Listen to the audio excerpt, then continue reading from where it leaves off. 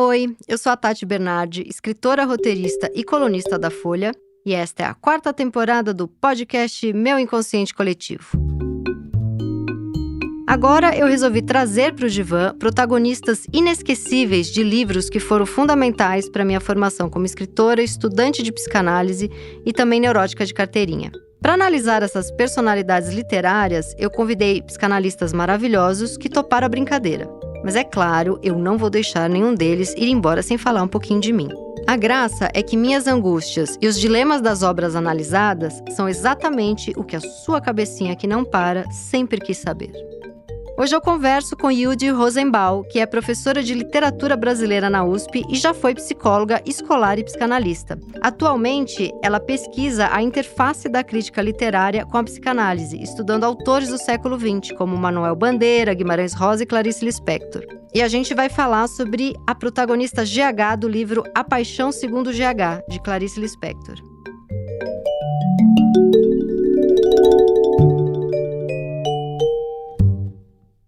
Hoje, a nossa protagonista no divã é a GH, do livro A Paixão Segundo GH, da Clarice Lispector. Livro que eu li com 20 e poucos anos e tinha ficado alucinada com o livro, tinha grifado ele inteiro, mas fui reler agora com 42 e fiquei 10 vezes mais alucinada. Eu acho que quanto mais madura a gente fica, mais a gente se prepara para ler Clarice. Não que não tenha uma importância ler com 20 anos, porque dá uma paixão pela literatura, uma coisa assim de... Você não entende aquilo 100%. Bom, você não entende Clarice 100% nunca, até porque ela insiste muito que nem ela sabe direito o que ela está escrevendo e por isso é tão lindo, né? Mas tem uma coisa de reler depois, que é muito o que eu senti relendo Machado também, até o Nelson Rodrigues, que você tá mais preparada para entender, né, algumas coisas. E, de novo, foi uma porrada ler esse livro. E eu quero que a gente tenha uma conversa meio freestyle aqui. Eu não fiz roteiro nenhum, porque esse livro me deu muita vontade de fazer uma coisa meio caótica, anárquica, porque ele dá uma sensação de uma liberdade, assim, uma coisa de vai fluir, vai acontecer a nossa conversa. E a primeira pergunta que eu quero te fazer é: a Clarice, ela não lia psicanálise? Porque isso é socorro, porque ela é a psicanálise. Não tem uma frase dela que não seja ela inteira uma psicanálise, né? Ela não tinha conhecimento, ela não... Qual que é a ligação dela? Pois é, então, já temos muitas coisas aí que você já trouxe, né? Olha, pelo que eu sei, né, a Clarice era muito amiga de um psicanalista, aliás, não só de um, né? Ela fez análise 5 vezes por semana, com a Azulay no Rio de Janeiro.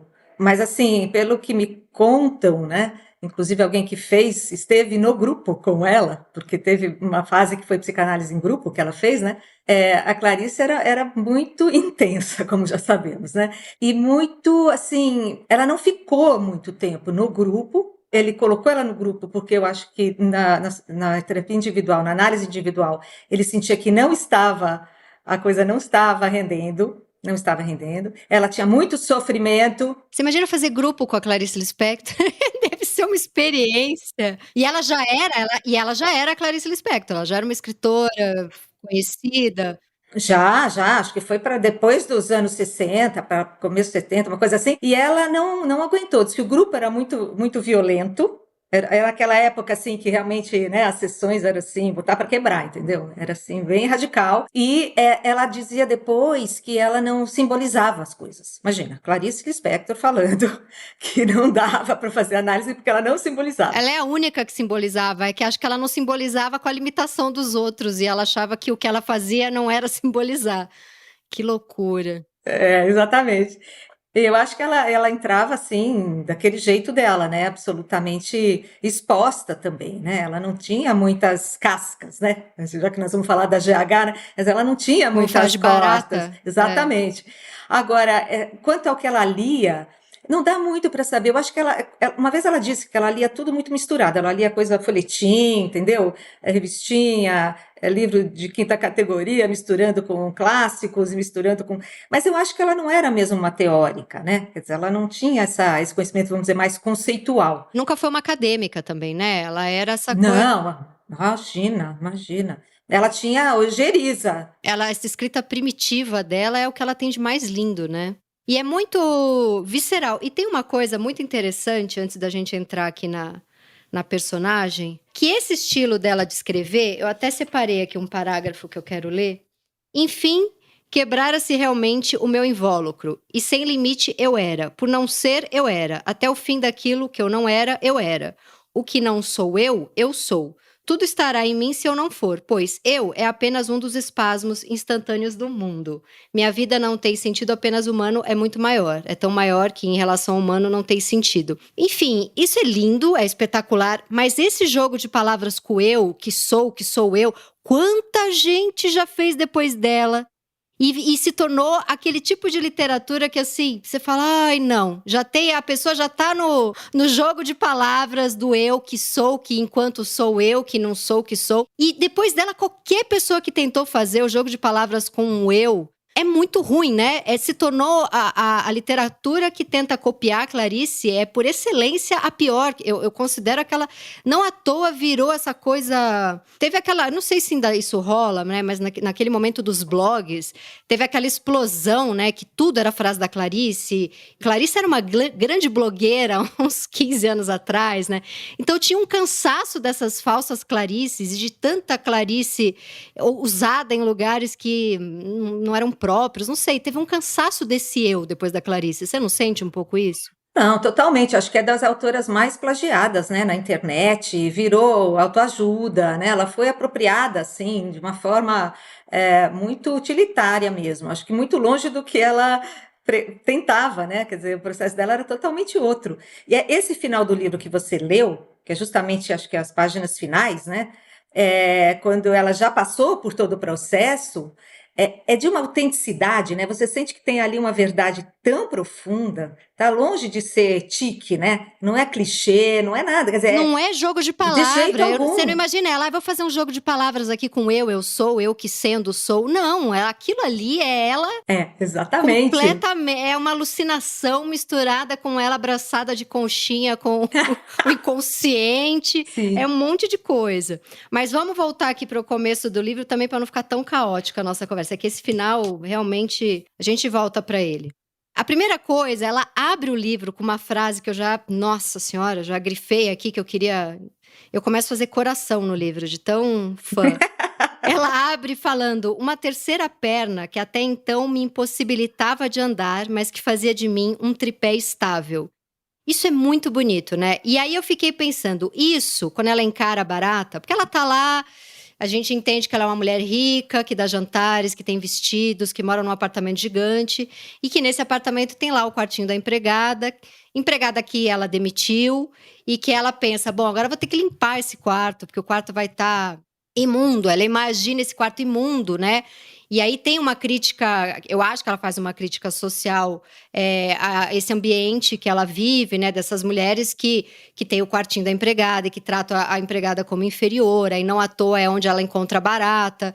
E eu fico pensando que esse momento em que ela e a Barata são a mesma coisa, também é esse momento em que ela entende que não existe um subalterno, né? E que é um choque para, né? Para além de todo o encontro que ela tem com o inconsciente dela, e a gente já vai falar isso, tem ali, não de uma forma militante, mas eu acho que tem uma crítica social dela também. E aí, quando ela entra nesse quarto, que ela imagina que vai estar todo entulhado e sujo, aquele quarto tá limpíssimo e claro. E é muito interessante, mas... E aí, quando ela diz uma terceira perna que até então me impossibilitava de andar, mas que fazia de mim um tripé estável, eu fico com vontade de perguntar o que ela perde exatamente ali ou o que ela ganha exatamente ali. Eu penso assim, que ela vai falando, né? Que ela perde o controle, que ela começa a ter medo de ficar louca, que ela se entrega à desorientação, que ela é desiludida, que ela perde a formação humana e que uma carne infinita é a visão dos loucos. O que ela perde ali? Essa ideia de perder uma terceira perna, que não era essencial, mas sem a qual ela não conseguia viver, né? Primeira questão aí. Do que se trata? Essa muleta, né? Esse apoio, vamos dizer assim.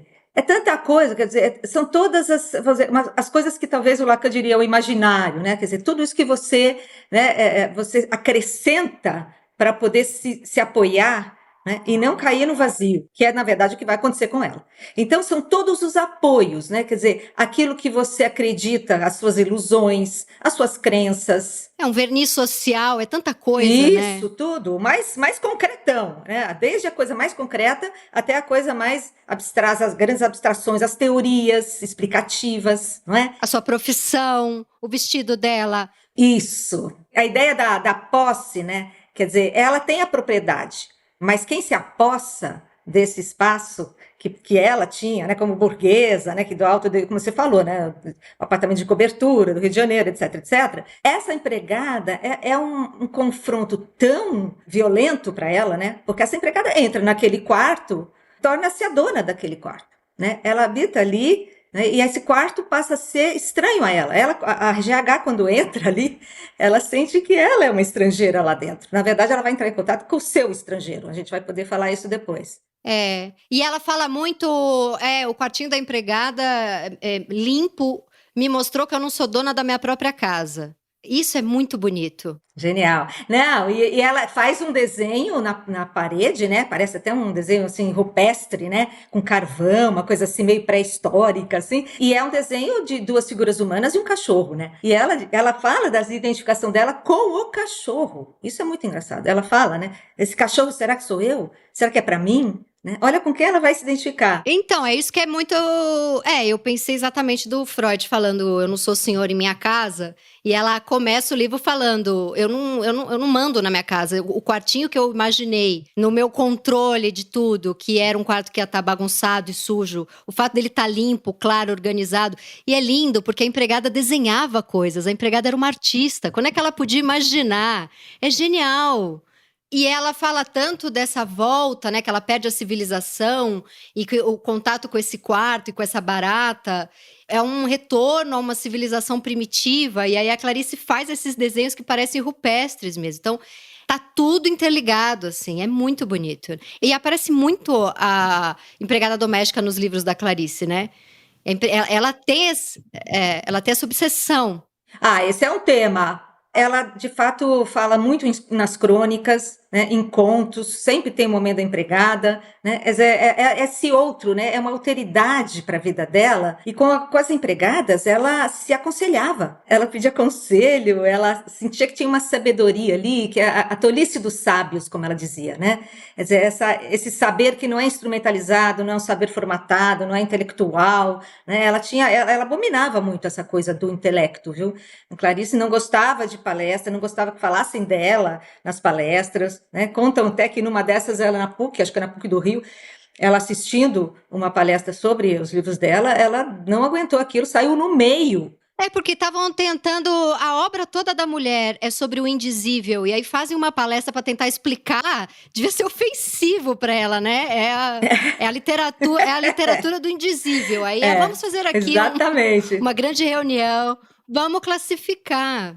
Vamos classificar, não dava, né? Mas você sabe que quando eu falei dessa coisa das posses da propriedade, essa é uma ideia muito interessante. O Zé Miguel Wisnik tem um texto em que ele fala essa invasão, né, que acontece na propriedade, dentro da própria propriedade, e a posse muito mais autêntica da Janair dentro desse quarto do que ela, GH, no alto do edifício, percebe? Quer dizer, teve ali um contraste muito grande, né, entre o que é essa Janair que está lá dentro e é uma estranha dentro da intimidade, né, quer dizer, essa figura social, né, da empregada doméstica no Brasil, que a Clarice tinha culpa social enorme. Então, ela escreveu muito sobre as empregadas e sempre com um tom assim, ela era desarmada pela empregada. A empregada dizia, fazia, pensava, sentia alguma coisa que tirava, né, a autora do seu lugar. E tinha sempre uma coisa da empregada trazer uma coisa do pré-humano, né? Porque eu lembro de um conto da Clarice que a empregada fica louca e vem uma ambulância buscar e ela sai com camisa de força, né? Será que isso aconteceu? Ou ela inventava tudo isso? Não, eu acho que muitas das crônicas, essa é uma crônica que chama a Mineira Calada, se não me engano, que é sobre a Ninha, essa empregada que ela teve, e que, de fato, essa Ninha, para você ter uma ideia, né, são várias crônicas que falam dela, dessa Ninha. Numa delas, ela fala que a Ninha queria ler as coisas da Clarice. Lembra? Ai, eu lembro que ela ficou, mas e ela dá um livro, mas ela tem dúvida, depois ela tem raiva de ter dúvida, né? Na verdade, ela não dá o livro dela, porque ela fala, não quero ambiente de literatura em casa. Então, ela desprestigia, né? No começo, ela desprestigia esse outro de classe social, e o que ela dá para a Aninha ler é um livro policial que ela estava traduzindo, vamos dizer, uma literatura menor. Entende? Quer dizer, você vê ela. E quando a Aninha lê, a Aninha diz para ela assim: Ah, eu achei muito pueril.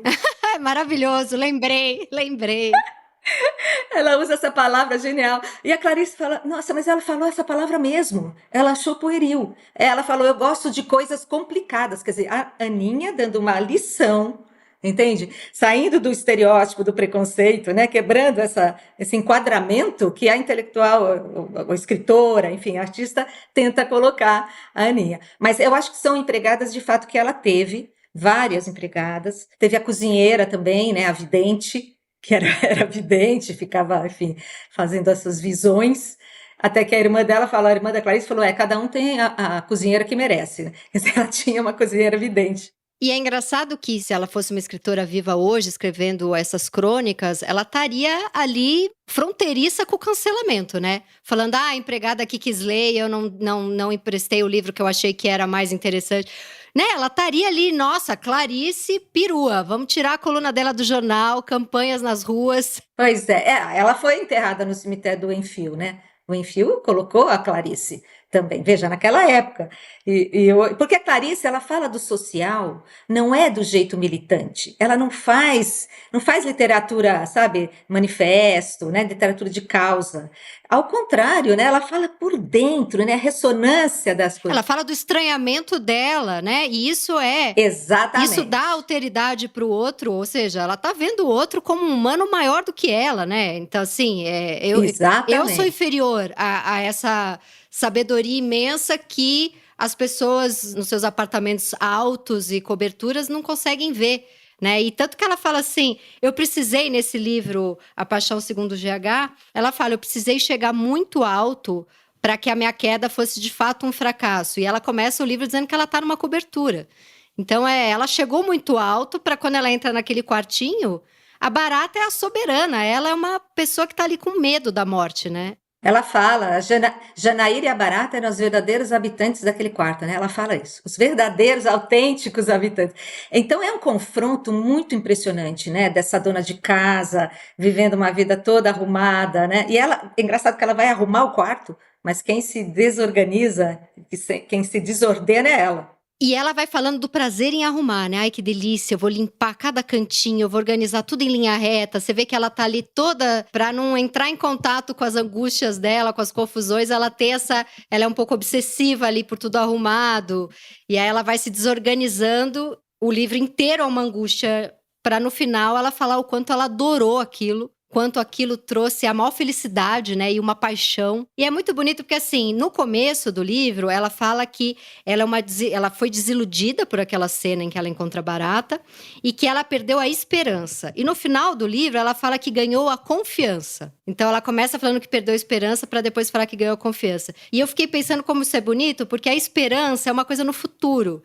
E a confiança é uma coisa no presente. E ela fala muito da dificuldade que ela tinha até então em estar no presente. Era tudo programado para o dia seguinte, para amanhã. O hoje, o agora era impossível para ela. E tem uma hora que ela fala: a barata é hoje. A barata é agora. Né? E eu fiquei pensando como, além de extremamente psicanalítico esse livro, ele tem um quê de budista, parece que ela tomou um ayahuasca, né? Porque ela se funde com a natureza. Eu nunca tomei, mas eu escuto as pessoas que tomaram falando isso, eu entendi tudo, eu entendi o que é anterior a mim, eu me fundi com as plantas, eu era árvore, eu era terra, eu era o fungo que vem há 1000 séculos antes de mim. É um pouco isso esse livro também, né? Eu acho que sim. Eu acho que você descreveu uma coisa meio animista, né? Que o animismo é isso, né? Quer dizer, você vê a alma em tudo e você faz parte de tudo. Você tessitura da vida, está em tudo, todos os seres, coisas, bichos, plantas, tudo. Na Clarice é isso, né? A grande miragem é você se reencontrar, vamos dizer assim, com essa dimensão de um eu muito maior do que você, e que ela nem diz que chama eu, ela fala, eu tenho minha vida, mas eu quero entrar na vida, a vida com V maiúsculo. A frase mais bonita do livro que eu grifei e falei, meu Deus, essa mulher realmente é quando ela diz, eu não estou à altura da vida, mas a minha vida está à altura da vida. Nossa, eu fico, dá vontade de chorar essa frase. É impressionante, é impressionante. E você vê como não é uma coisa, a gente associa muito a Clarice na coisa intimista, introspectiva. Não é isso. Ela fala, eu preciso sair de mim para entrar nessa vida exterior, na qual eu também pertenço, e, vamos dizer assim, dissolver as fronteiras todas. Mas você veja que essa é uma sensação, uma experiência, uma vivência limiar ali da loucura, né? Essa era a pergunta que eu ia te fazer agora. Quando ela começa a falar, eu perdi o medo do feio, eu perdi o medo do que é anterior a mim, eu perdi a civilização. Eu penso, é uma personagem que tá ali, se não fronteiriça com a psicose, tá psicótica naquele momento. E é lindo como ela fala que ela retoma um pouco o controle da vida quando ela começa a suar. Eu acho isso tão bom. Que quando ela tá na secura da barata, aqui, né? Quando ela começa a suar, ela fala, lembrei, eu suo, eu sou uma pessoa, eu existo, né? Ela tá ali. E a Clarice tinha esse medo de ficar louca, será? Acho que tinha, né? Acho que tinha sim, e acho que ela teve muito perto, assim, né? Eu acho que ela não passou para o outro lado, vamos dizer assim, porque ela tinha escrita. Ela falava, escrever é uma maldição, mas uma maldição que salva. Sim. Várias vezes ela dizia isso. Quer dizer, então, a escrita, porque a escrita é bem ou mal, dá um contorno, Sim, né? ela organiza. Ela organiza, é aquela carne infinita que você corta os pedaços. Sim, sim. Né? Porque a carne infinita em que você não tem mais, né, limite entre um eu e o outro, entre o eu e a vida, entre o eu e a natureza, entre o eu e o mundo, né, você está aprisionada nesse todo. Né? É uma prisão, na verdade. Por isso que eu penso que na questão da loucura, e esse livro acho que é dos mais assim, impactantes nesse sentido, né, porque está sempre. Parece que vai chegar lá, né? Parece que vai descambar para isso, mas não, porque é uma passagem. Para mim, a loucura é quando você fixa. É a fixação, um determinado momento em que você se aprisiona ali. Seja numa visão esplendorosa, né? Seja no terror, você está aprisionado. Aí você pode falar de um enlouquecimento. Mas no caso da GH, ela faz um trânsito. Tudo é uma passagem. Tanto é que o livro começa com 6 travessões, termina com 6 travessões, né? Ela vem de uma coisa, né? Aí tem aquele momento que, vamos dizer, tem uma ruptura, porque é o momento que ela isola do resto, mas depois ela continua. Então, tem uma linha ali, né? De continuidade também. Só um parênteses, eu tive um namorado que usava muito travessão no texto. E aí um dia eu falei pra ele, isso daqui é uma forma de colocar pau duro nos textos? E ele achou, porque era um abuso de travessão que ninguém fazia. Tipo, oi, tudo bem, travessão, como é que você tá? Eu falei, mas que é isso? Tudo é falo. E ele deu tanta risada e ele parou de colocar tanto travessão. Apenas um parênteses, nada a ver com Clarice, apenas porque eu preciso falar alguma besteira no meio da nossa conversa.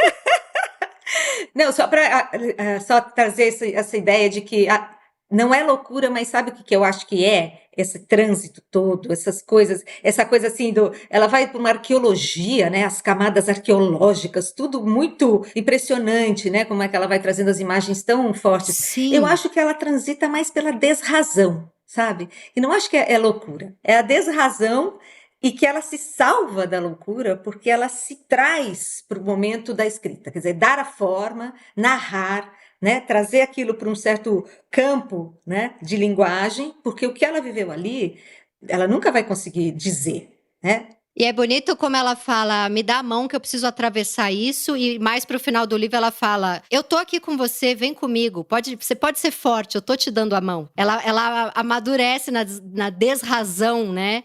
E vai entendendo como isso é forte e como ela é forte. É muito bonito. A gente pode pensar também como, pode ser a mão do leitor, claro, pode ser a mão do analista. Quer dizer, há alguém que vai acompanhá-la, né? Nesse rito sacrificial, nessa via crucis também, porque ela vive momentos de horror ali, né? De abismo, de catástrofe, de perda total. E lembra muito a gente deitada num divã. Tem até uma hora que ela fala assim, bom, eu comecei minha vida do meio. É a partir desse momento que eu posso iniciar, eu posso retomar o que foi o início da minha vida, né? Que é um pouco assim, eu pensei, é impressionante essa sensação, né? Porque a gente tem noção da vida O máximo que eu lembro é eu com 10 anos, alguma briga que eu tive com um primo, né? Agora, no divã, eu vou lembrar de alguma cena traumática dos meus 4 anos, mas isso nem tá, né? A gente meio que tem noção da vida, a gente tá no meio ali, a gente já tá vivendo há um tempo. E aí ela fala, com essa cena eu pude retomar algo do meu início. É muito uma sessão de análise, né? Ela repete sempre a última, ela começa os novos, não sei se são capítulos, mas ela começa sempre repetindo a última frase. Eu acho que isso tem a ver com esses travessões do começo, esses travessões do final, que é quase se ela dissesse, vamos aqui numa linha contínua e não vamos esquecer que uma coisa está intrincada na outra. Eu sou a árvore, eu sou a terra. Então ela repete a última frase sempre no começo de um novo capítulo. Eu achei isso tão bonito. E é bonito. Isso aí tem uma técnica, é um procedimento medieval. A Clarice tinha umas coisas incríveis, né? Esse é um procedimento que chama leixa-prem. Leixa quer dizer deixa. Prem é prende. Então você deixa a última frase e prende novamente. Era para os poemas medievais. Tinham essa dinâmica, sabe? Nossa, que E ela lindo! faz isso, mas assim, no contexto do livro, a gente sente que ela hesita em progredir sem resgatar o que foi que se deu antes, né? Como se ela dissesse, qualquer segundo aqui é precioso. Isso. Né? Na verdade, o livro inteiro é sei lá, para uma pessoa sem a sensibilidade para ler esse livro, pode pensar, cara, ela tá repetindo a mesma coisa do começo ao fim, eu já entendi, ela tá, ela tá angustiada com essa barata. Não é? São 200 páginas da mesma ladainha para uma pessoa sem sensibilidade. É apenas um dos livros mais lindos que eu já li na vida. Mas ele é esse ensimesmamento da angústia, do tô louca, não tô louca, eu sou primitiva, eu era uma mulher numa cobertura que agora acha que precisa rastejar para encontrar alguma verdade sobre o que é humano. E ela começa a falar, eu quero a atualidade sem enfeitá-la. Sem enfeitá-la com um futuro que a redima. Que é a coisa o que sai da barata é o hoje, que é essa coisa do estar, né? E tem uma outra coisa que ela fala também, que ela fala que tem um cansaço do jogo da beleza. Ela fala, eu tava cansada do jogo da beleza, mas como ele era bom. Mas eu tava cansada, agora eu posso ser isso. É quase como se ela dissesse, eu posso ser uma essência. Quase como se a barata fosse algo muito primitivo e evoluiu para tudo que a gente vê como enfeitado no mundo, né? Não tem uma coisa assim de, no mundo primitivo era tudo daquele jeito, mas... Só que ela fala da barata, a barata tem cílios. A barata ela vê muito perto, né? Ela vê de perto ela mesmo. vê de perto, né? A barata é quase uma rainha, assim. Então é feia, mas ao mesmo tempo ela tá encantada pela barata. Isso mesmo.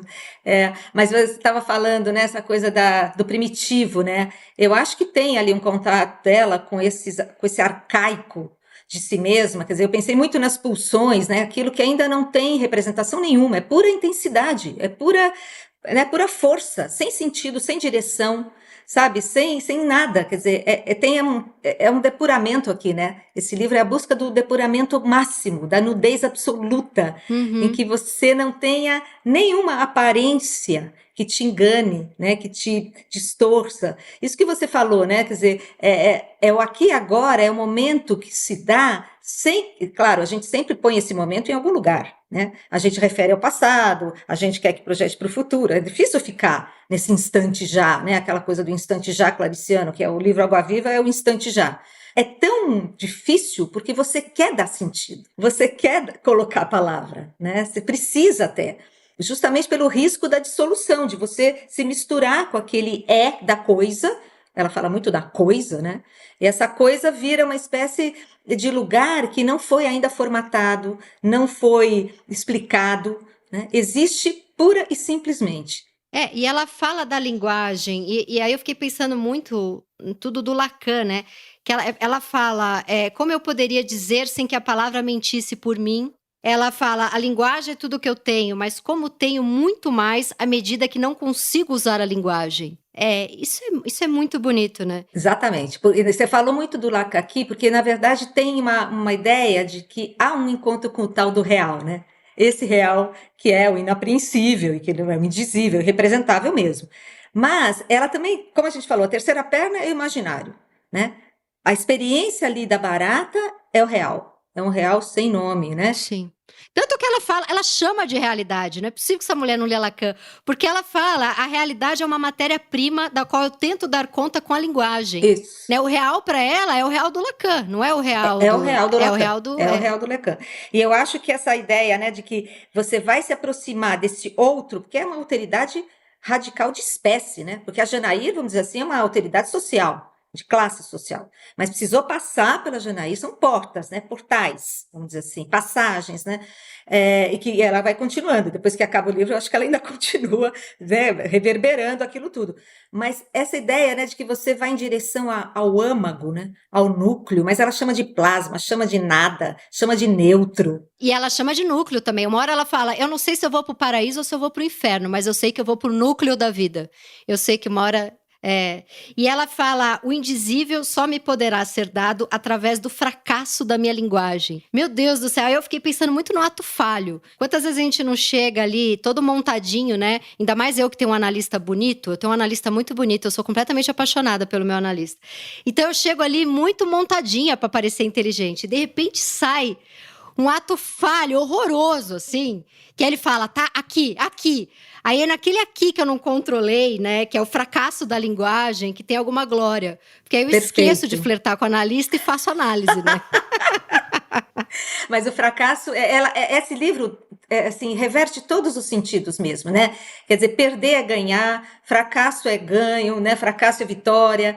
Por que é fracasso da linguagem? Porque justamente tudo que a palavra diz deixa de dizer todo o resto, né? E muitas vezes ela fala, aquilo que eu deixei de dizer é muito mais importante do que aquilo que eu digo. Tudo que eu perdi é o que eu tenho, ela fala. Tudo que eu pude perder é o que de fato eu tenho. Né? Exatamente. E ela diz: perder tudo que se possa perder e ainda assim ser. Eu acho essa frase sensacional, né? Porque como é que você vai em direção ao ser se você não enfrentar justamente descascar as cascas da cebola, né? Quer dizer, descascar as cascas da barata, da cebola. E ela tá para além da neurose, né? Porque tem uma outra frase que ela fala: só consigo me imaginar pensando e sentindo. Dois atributos de ser. Não consigo me imaginar apenas sendo. Ela não tá psicótica, mas eu acho que ela tá fronteiriça, porque ela tá para além da neurose, né? Porque a neurose é o imaginar e pensar, tentar dar conta Sim. daquela barata, tentar dar conta do... E tem até uma hora no livro que ela fala, eu não quero mais me transpassar, não é transpassar que ela fala, transgredir. Que ela fala, eu tenho mania de engrandecer as coisas para poder falar sobre elas. E eu tô com medo de ficar transgredindo, engrandecendo esse momento com a barata, porque se eu fizer isso, é a prova que, de novo, eu tô tentando dar conta, e de novo tentando pôr em palavras, e de novo eu vou estar na neurose. Ela não fala isso, mas é como eu leio. Então, ela tenta, né? E tanto que no final, quando ela come lá a gosma da barata, ela fala que ela atingiu um ínfimo, né? Que ela sempre tentou a grandiosidade, a coisa do ultrapassar, e acho que ali é uma crítica a ela como escritora, né? Desse olhar maravilhado para cada coisa. E ali, quando ela resolve comer a barata, ela fala que atingiu um ínfimo, que é o oposto desse lugar gigante, do grandioso, que é onde ela põe muita luz para poder dar conta de tudo que ela está vendo e explicar, e, né? Então, eu acho que aqui é... Isso que ela fala não é o desumano que ela atinge, é o não humano, né? Inumano. Ela diz que é a parte coisa da gente, esse inumano, que nós temos, né? Está em nós, né? O que é isso? Ela chegou ali muito perto do inconsciente dela, a gente pensa só em inconsciente. O que é isso? Eu penso como eu te falei, eu penso mais na pulsão, sabe? A Sim. pulsão que é entre o somático e o psíquico, né? Entre o corpo e a psique, não está nem de um lado nem do outro, mas é uma intensidade. Por isso que ela diz, o que vi arrebenta a minha vida diária. Ela fala isso, né? Porque a vida diária, ela é contida, né? A gente recalca, né? A gente formata, né? A gente dá cor, dá valor, dá adjetivos. Ela quer a substância pura. Que é a gosma da barata. É a gosma da barata, né? E que é aquilo que eu acho que condensa tudo que ela renegou dentro dela. Porque nós renegamos, né? Esse inumano nosso. Nossa, tem até essa frase aqui, eu vou virar louca das frases, desculpa, mas é porque realmente... Mas é bom trazer. O que nela é exposto é o que em mim eu escondo. De meu lado a ser exposto, fiz o meu avesso ignorado. Eu nem sei se eu entendi essa frase, Mas eu tô alucinada com ela. Porque ela tá falando dessa gosma da barata, que é algo que ela esconde. Que é aquilo, né? Que é pra gente socializar, a gente esconde a nossa gosma de barata, né? Pra gente… A cultura nasce a partir da gente esconder a nossa gosma de barata, né? Mas é o meu avesso ignorado. É uma coisa, assim, pelo amor de Deus. A barata expõe, ela fala, a barata expõe o que em mim eu escondo, quer dizer, aquilo que em mim foi objeto de recalque, né, de silenciamento, né, de repressão, de expurgar da consciência, né, a barata traz à tona, por isso que é das Unheimlich mesmo, né, por isso que é aquela história do infamiliar que vem à tona, e causa angústia, e causa terror, e causa êxtase ao mesmo tempo, né. E principalmente causa uma vontade louca de matar, que ela tem um pedaço ali do livro que ela quer matar, mas ela quer matar e aquilo começa a dar uma força, um prazer. O primeiro momento em que ela fala de prazer é quando ela fala, eu não quero simplesmente matar, eu quero trucidar essa barata, né? E aí eu lembrei até de um conto dela, que ela fala, o primeiro tiro era não sei quem, o segundo tiro, o 10º tiro sou eu. Eu lembrei, não tem um conto dela que ela fala isso? É aquela crônica Mineirinho, daquele bandido Sim. morto pela polícia com 13 tiros, né? E ela vai tiro a tiro, chegando no 13º, né? E ela fala, eu quero ser o outro, né? Porque eu sou o outro, né? No 13º tiro, ela se transforma em Mineirinho, né? No 13º outro, sou eu, ele é todos nós, é uma coisa assim. Essa ideia eu acho impressionante que você falou, ela se vê, vamos dizer, sujeito de um gozo desconhecido até então para ela, o gozo de matar, o gozo de destruir. Quer dizer, então veja, todas as pulsões que a gente tende né, a driblar, né, a embelezar, né, falando na beleza, né, e dar um trato, vamos dizer, social, civilizado, né, a barata vem e arromba tudo isso. Né? Ela vem e desmonta esse sistema todo em que a GH vivia, que era um sistema seguro, era um sistema acomodado, era um sistema, vamos dizer assim, não perigoso, que não ameaçava ela, né? Naquilo que ela é no seu inumano, né? No seu âmago, no seu neutro, enfim, esse contato com algo que antecede a nossa forma humana. Mas imagina essa experiência de fato, né? Eu fico pensando assim, quem faz análise pode vivenciar momentos muito radicais, né, da sua experiência, da sua travessia. Mas esse livro aqui, eu acho que só dá para ser na ficção, sabe? Eu acho assim, como ficção, a gente é capaz de entrar nesse abismo com ela, sabe? Eu não sei se, de fato, é possível chegar tão longe, porque ela, de fato, se desfez. Ela perdeu a montagem humana, ela fala isso, né? Despersonalizou. A gente lendo, a nossa experiência lendo esse livro é a experiência dela vendo a barata, né? Quando ela fala que sente nojo, que sente medo, que precisa de uma mão para fazer a travessia, que se sente desestruturada, é um pouco a experiência lendo esse livro. A gente alcança um pouco isso. E eu fico pensando no nome GH, que tá ali, as letras estão só numa mala de couro. Eu não sei se isso tem… Eu pensei numa simbologia, assim, de uma coisa superficial, que a gente não sabe. São só as iniciais, e elas estão marcadas num couro, né? E como isso tudo é oposto à verdade, à coisa mais intrínseca. Não sei, dá pra gente pensar algo por aí? Olha, esse GH é das coisas mais enigmáticas desse livro, porque ele dá margem a tanta coisa. Eu tendo a pensar um pouco na sua linha, assim. Já pensaram em gênero humano, mas é aquela coisa, quer dizer, gênero humano, de fato, ela vai para o núcleo de uma matéria que é, vamos dizer, a matéria-prima do humano, certo? Antes mesmo de ser sujeito, porque sujeito, né, já supõe todo um outro processo cultural. Mas esse GH, quer dizer, esse gênero humano maior, alegoriza um pouco a história. Eu acho que uma vez o próprio Zé Miguel falou que é uma letra árabe, né? Pode ser pensada como uma letra do árabe, que quer dizer nada, é o vazio. E ela fala tanto do nada. É uma possibilidade. Mas eu penso também nessa ideia das iniciais sem conteúdo, sabe? Iniciais com um nome. E marcadas ali num couro, que é uma bolsa meio de perua, que viaja muito enquanto aquela mulher fica presa num quartinho nos fundos. Isso. Eu fiquei pensando nesse quarto que essa mulher dormia ali, quase meio presa. E aí a mulher vai para a liberdade e, na verdade, quem fica presa é a perua ali. E essas iniciais ali marcadas num couro, que é uma coisa por fora, superficial, dura, né? E aí ela vai muito para dentro desse couro, assim. Foi o que eu Uma conseguir pensar. superfície mesmo, a ideia da Uma superfície, né? superfície, Uma superfície que ela vai desconstruir, né, na travessia dela, né? O legal é que no começo, metade do livro a gente vê, pô, isso aí é uma experiência que eu posso ter também, eu posso me haver aí com os meus outros, né, as autoridades do mundo e tal. Mas a partir do momento em que chega a barata, acho que aí o livro dá uma inflexão que ela realmente vai deixar tudo para trás, né? Tudo que ela foi, tudo que ela armou, tudo que ela construiu com tanto esmero, né, para ser aquela pessoa, né, para os outros. Ela fala que ela era um eu entre aspas. Acho interessante essa expressão, né? É uma coisa entre aspas, é fake, é um fake news, sabe? Ela era uma pessoa que não era uma pessoa, de fato, né? Vivia sempre pelo olhar dos outros, né? Ela falava, o que me constitui são os olhares dos outros.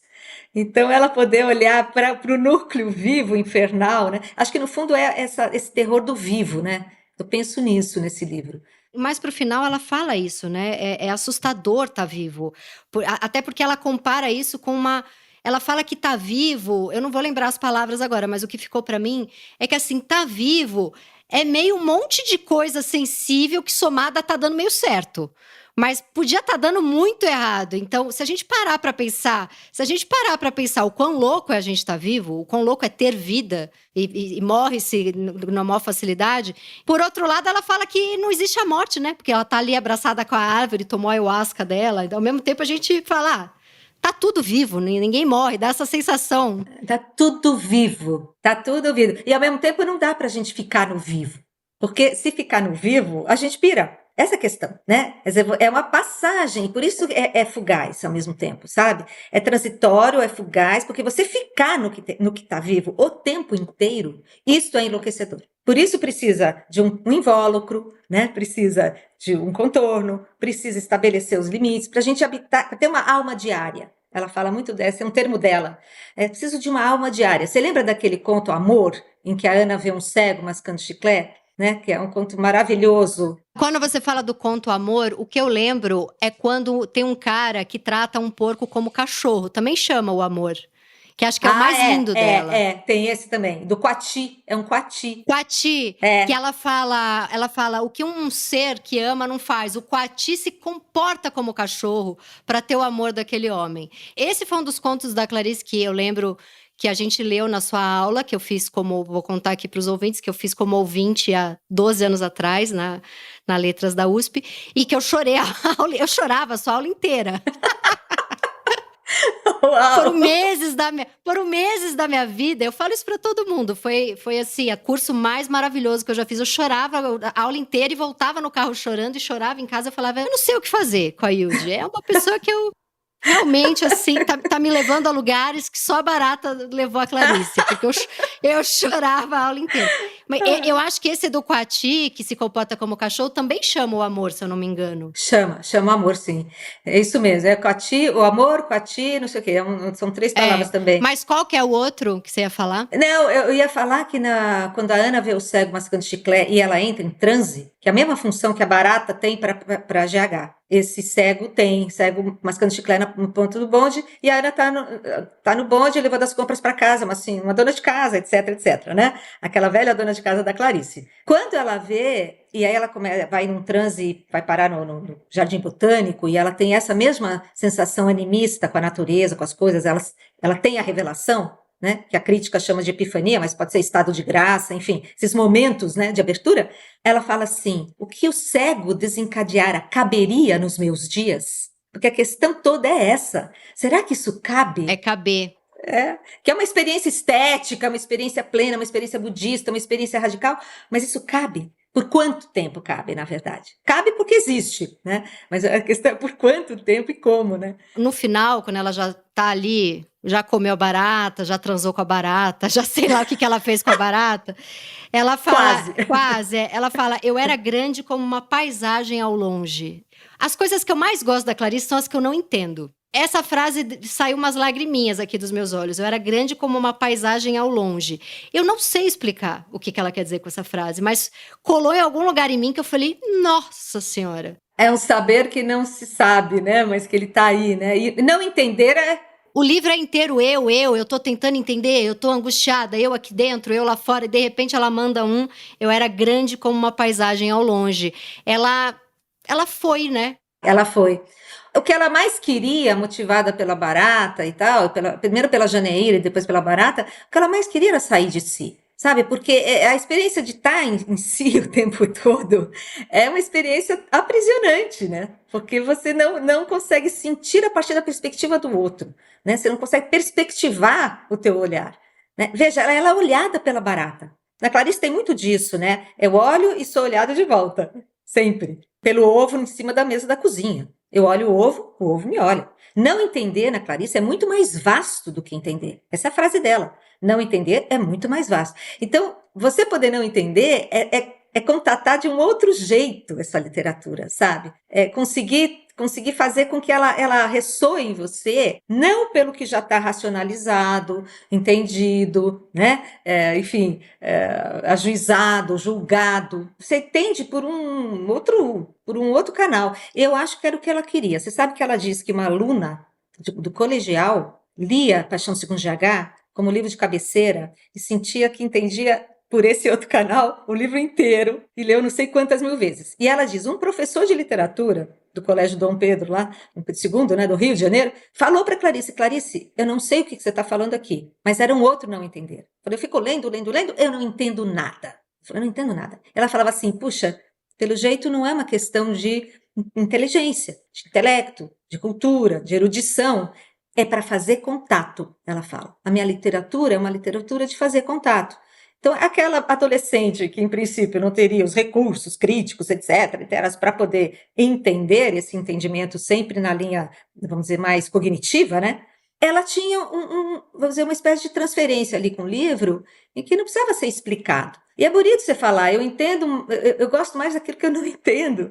É uma abertura. Essa frase me fez chorar. Eu falei que eu não sei nem o que, eu não sei porquê, mas essa frase realmente me fez chorar. Eu era como uma paisagem ao longe. Não é a vida maior que ela está querendo falar aí? E ela saiu de certa forma daquilo que ela achava que era o eu dela ali, né? E ela se tornou maior, ela virou uma paisagem, algo que ela pode, eu não sei, eu sei que me fez chorar. E é muito lindo quando ela fala que no final, essa história toda, essa travessia toda, se lá no começo fez ela perder a esperança, no final faz ela ter confiança. E ela fala que ela tem confiança porque ela entende que o mundo não dependia mais dela. E isso é lindo porque perder o controle é uma das piores experiências da vida. Mas quando a gente entende que o mundo não depende da gente e que... É um alívio, né?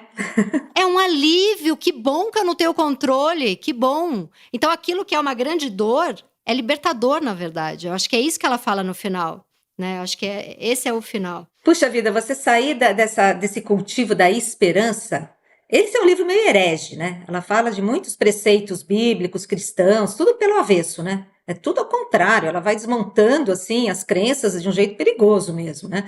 Mas você veja, esperar é sempre projetar alguma coisa que ainda não se deu, né? E que então um dia vai acontecer. Quer dizer, sempre está fora do seu hoje, né? Como a gente estava falando. Então, sair da esperança... Ela fala transcender é ficar no que é, e não transgredir o que é. É ficar, né, aguentar a força do que é vivo, aguentar a expansão do sujeito, sair do narcisismo, literalmente, né? Trata-se disso, que eu acho que é muito do que a gente vai numa análise, né? Quer dizer, você perceber que nem tudo gira em torno de você, você não é o centro das coisas, né? Você, narcisicamente, você olha o outro como um pedaço seu, como uma continuidade sua. E eu fiquei o livro todo pensando que essa experiência dela de quase loucura é uma experiência, para mim, que me lembra muito momentos em que eu me senti muito solitária. Eu agora, recentemente, no final do ano, eu passei por uma experiência de solidão. Eu tenho uma filha de 4 anos que eu nunca tinha ficado um dia longe dela. E eu me separei recentemente e o meu ex-marido levou a minha filha para ficar uma semana com ele no Rio de Janeiro. Então essa criança que eu nunca me separei nem um dia, de repente eu fico 7 longe. E a separação era recente, então também eu estava há 9 anos com esse companheiro que de repente eu me vejo há meses sem. E isso foi exatamente entre Natal e Réveillon, que não tinha amigos na cidade e todos os meus trabalhos estavam de férias. E eu estava brigada com a minha mãe. Então, assim, eu passei dias que eu falei, o que é isso? Era de uma solidão que eu falei, eu não sei se eu vou enlouquecer, se eu vou entrar... Eu sei que eu fiquei uns 2 dias sem tomar banho, só para dar aqui um spoiler da porquice. E aí eu fiquei esse livro inteiro pensando nessa experiência de solidão. Porque Os outros, eles distraem a gente não tem que entrar em contato com a gosma da barata, né? Ter um filho é essa beleza que ela fala, né? De tudo que é lindo e que de repente ela toca o feio. O feio é isso que eu sou sem amor, sem a maternidade, sem família, sem trabalho. Eu fui tirando tudo e fiquei com a gosma da barata aqui. Eu fiquei o livro falando, ela não vai falar da solidão? E aí no final do livro ela fala, solidão é ter apenas o destino humano. E solidão é não precisar. Não precisar deixa um homem muito só, todo só. Ah, precisar não isola a pessoa, a coisa precisa da coisa. Basta ver o pinto andando para ver que seu destino será aquilo que a carência fizer dele. Isso é bonito? Seu destino é juntar-se como gotas de mercúrio a outras gotas de mercúrio. Mesmo que, como cada gota de mercúrio, ele tenha em si próprio uma existência completa e redonda. Aí vem a parte que, de novo, eu chorei 80 vezes nesse livro. Ela fala, ah, meu amor, não tenhas medo da carência, ela é o nosso destino maior. O amor é tão mais fatal do que eu havia pensado, o amor é tão inerente quanto a própria carência, e nós somos garantidos por uma necessidade que se renovará continuamente. O amor já está, falta apenas o golpe da graça, e o golpe da graça se chama paixão. Meu Deus, que lindo, o amor já está lá, né? A gente vai para sempre estar querendo caminhar para isso, né? É que às vezes tem o golpe da paixão. E o livro chama A Paixão Segundo GH. Ela está ensinando a gente sobre isso, né? Muito, muito. Mas para isso, como ela falou no começo do livro lá, né, para os leitores, é preciso atravessar o oposto do que você gostaria de encontrar. Você quer a coisa já pronta, você não quer conquista, né, mas o trajeto implica em você tirar todas as suas coberturas, sabe, né, as cortinas, os véus, etc., roupas, né? Ela busca nudez total. E eu acho que a experiência que você falou de solidão, eu dou um nome ainda mais radical. Porque solidão, a gente pode viver a solidão sem se desmontar e perder-se a si mesmo. Mas o desamparo é mais radical. Eu acho que esse livro, para mim, toca muito nessa questão. É uma angústia do desamparo que você atravessa. E desamparo é uma coisa, vou dizer, ligada ao próprio nascimento. Né? O desamparo do bebê, o desamparo assim, eu dependo do outro visceralmente e sem ele eu morro. É uma experiência de não ser. Essa é a experiência radical. É um livro assim que você precisa também se entregar à desmontagem para poder ler, sabe? Não pode ler esperando um romance tradicional, um romance mais convencional, né? Acho que você tem que também aguentar, sabe, a perda da forma do próprio romance. Né? Sim. Quer dizer, a perda do sujeito é a perda do romance, né? É a perda do ego, né? A entrada numa outra esfera que a gente de fato não está nem preparado, nem conhece, nem sabe o que pode vir daí. Então tem uma atitude legal, né? De você entrar num desconhecido mesmo e ver onde vai dar. Então é um livro que na própria forma dele ele já te... E é a perda do leitor, porque eu já não sabia mais nem o que eu era ali lendo esse livro. Você se perde junto, você fala, eu não sei mais aqui se eu sou ela, se eu sou a barata, se eu sou os desenhos rupestres. Eu acho que é a aprendizagem da desaprendizagem, sabe? É mais ou menos isso, né? Que a gente entra nessa aventura mesmo com ela e confia, como ela falou, né? Confia. E aí tem uma frase que eu queria encerrar, uma frase dela que eu queria usar para encerrar, que é outra também que eu fiquei emocionada. A graça da paixão é ser curta como a vida. Através da barata entendi que sou viva, porque estar viva é inumano, e ser inumano não é ser desumano. Mas é muito bonito, a graça da paixão é ser curta como a vida. Isso é muito bonito também. Sensacional. Enfim, olha, e aí ela termina o livro com a frase, eu não entendo o que digo, então eu adoro. Meu Deus do céu. É lindo, tá ensinando a gente a amar. Todo livro da Clarice tá ensinando a gente a amar. É impressionante, assim. E odiar também. E odiar também. É a ambivalência ali, incrível. Faz parte. Hilde, eu amei, obrigada. Eu queria fazer 10 capítulos desse livro com você. Você voltar semana que vem, voltar na outra. Maravilhoso, muito bom. Eu adorei também. Foi uma conversa muito viva, né, pra gente usar o termo ali. E, puxa, muito, muito sintonizada. Também adorei, super obrigada pelo convite. E, claro, vamos fazer outras vezes, vai ser ótimo. Este foi o Meu Inconsciente Coletivo, o podcast para onde a sua neurose sempre vai querer voltar. Eu sou a Tati Bernardi e a edição de som é da Zamunda Studio. Os episódios do Meu Inconsciente Coletivo são publicados toda sexta-feira de manhã nos principais agregadores de podcast. Escute o seu inconsciente e siga a gente para não perder nenhum programa. Até semana que vem!